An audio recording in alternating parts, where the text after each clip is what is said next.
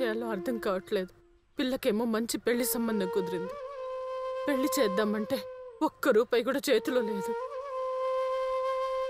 పోనీ ఇల్లు అమ్ముదామంటే ఇంట్లో దయ్యాలున్నాయని కొనడానికి ఎవరు భయానికి రావట్లేదు.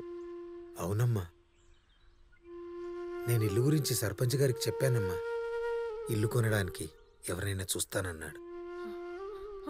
అమ్మా, మాటల్లోనే సర్పంచ్ గారు వచ్చారే. సర్పంచ్ గారు రండి సార్, రండి. దండాలయ్యా.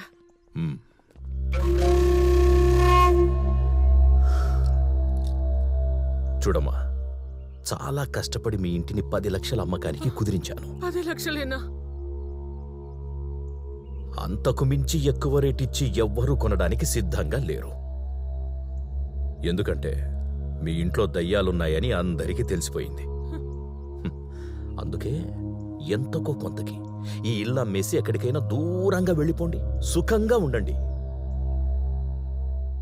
లేదంటే ఇక్కడున్న దయ్యాలు అర్థమైందా? అయ్యా, మాకున్నది ఒకే ఇల్లు అయ్యా. దీన్ని అమ్మి మా చెల్లెలు పెళ్లి చేయాలి. నాకేం మిగలకపోయినా పర్లేదు. కూలో నాలో చేసి మా అమ్మని నేను చూసుకుంటా.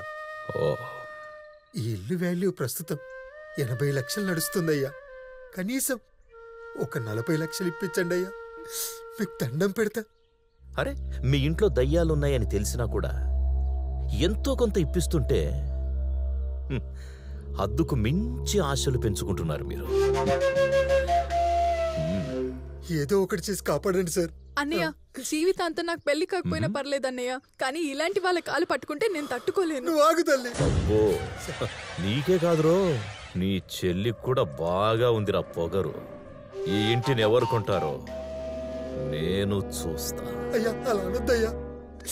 అచ్చిన పిల్లయ్యా, తెలియకుండా ఏదో మాట్లాడింది, క్షమించండి అయ్యా. మీరే కదయ్యా మాకు పెద్ద దిక్కు. తెలుస్తూనే ఉందిరా.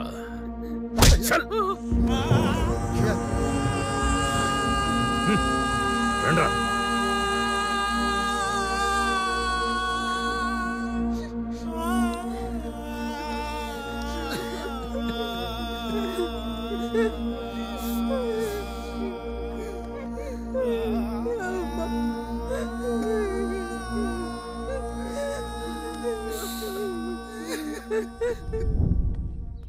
అమ్మా, నేను బయటికి వెళ్ళేస్తా.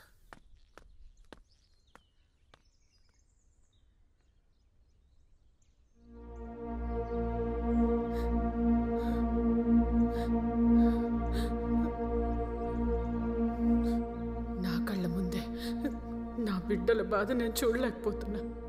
నేను బ్రతికుండి ఏం లాభం?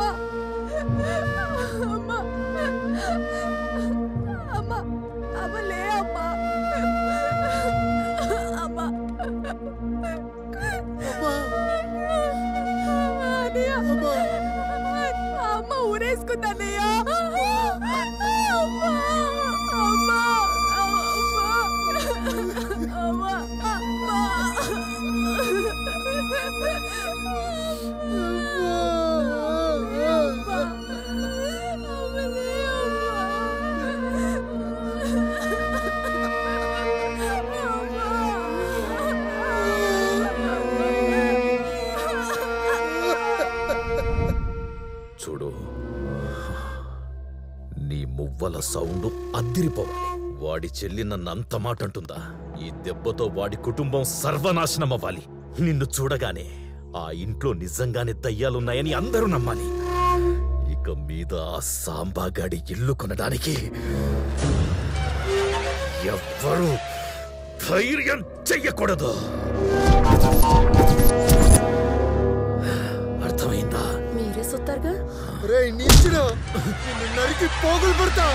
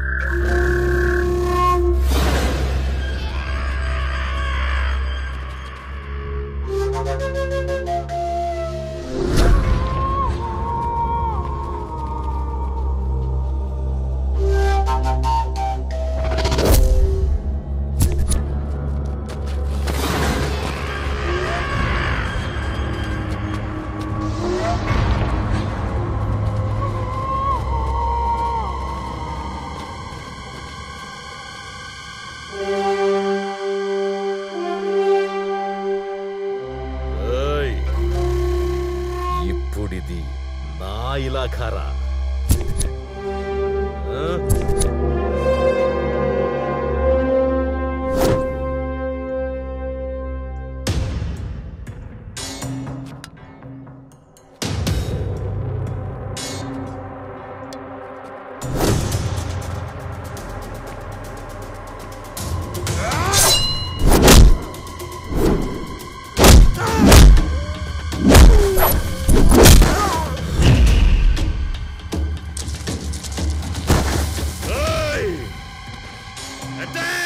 వాణ్ణి చంపేసి ఆ ఇల్లు మంచి రేటు కమ్మి తన చెల్లి పెళ్లి చేశాడు.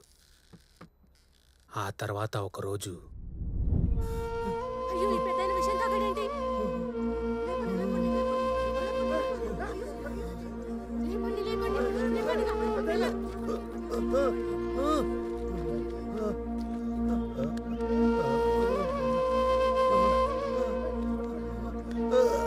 అయ్యో ఏమైంది పెద్ద ఆయనకు? నన్నెందుకు కాపాడుతున్నారు బాబు? నా మానాన్ని నన్ను సావనివ్వండి. ప్రాబ్లం ఏంటో చెప్తేగా తీరేది పెద్ద ఆయన. నాకు ఒక్కగానొక్క కొడుకు కోడలు యాక్సిడెంట్ అయ్యి హాస్పిటల్లో ఉన్నారు. వాళ్ళని బతికించుకోవాలంటే డాక్టర్లు 20 లక్షలు ఖర్చు అవుతుందన్నారు. అంత డబ్బు మామూలుగా ఎవరిని అడిగినా ఇవ్వరు కదా బాబు. అందుకే హైదరాబాదులో ఉన్న నా ఒక్క ఇల్లు తాకట్టు పెట్టి డబ్బు తెద్దాం అనుకున్నాను. కానీ ఆ ఇంట్లో దెయ్యాలున్నాయని ఎవ్వరూ డబ్బు ఇవ్వడానికి ముందుకు రావట్లేదు బాబు. దయ్యాలా? నా బిడ్డల చావుని నా కళ్ళారా చూడలేక నేనే ముందుగా వెళ్ళిపోదాం అనుకున్నాను బాబు. పెద్ద ఆయన ఆ డబ్బేదో నేను అరేంజ్ చేస్తా. ఆ?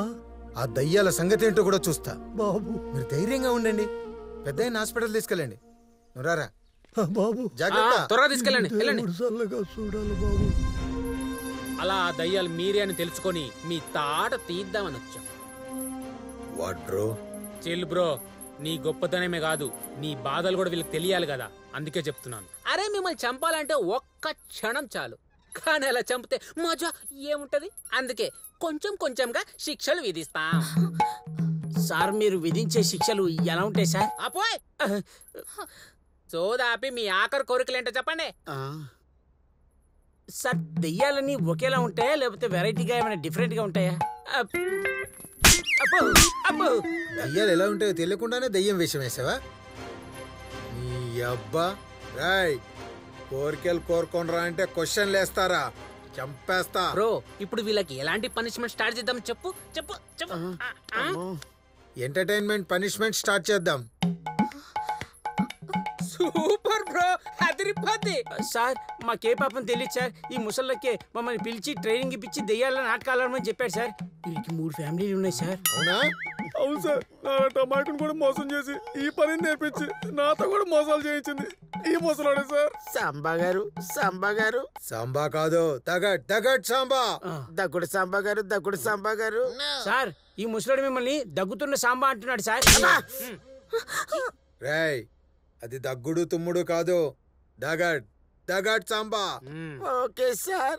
ఒరే నన్ను ఎందుకు రాయిలో ఇరికిస్తావు సార్? ఆ దగ్గుడు పలకటం రావటం లేదు, వచ్చి సాంబా గారు అని పిలుస్తాను సార్. సాంబా గారు. సార్ చూసారా సార్, ఇప్పుడు మిమ్మల్ని సాంబార్ గాడు అంటున్నాడు సార్. సాంబారో పప్పో పులుసో కాదురా, సాంబా. అది అలా పిలవాలి. ఒరే ఎందుకురా మాటకి వీడు మాకు సరిగ్గా కమిషన్ కూడా ఇవ్వటం లేదు సార్. అవును సార్, వీడు చాలా డేంజర్ అండి. అవును సాంబా గారు, వీడు చాలా డేంజర్.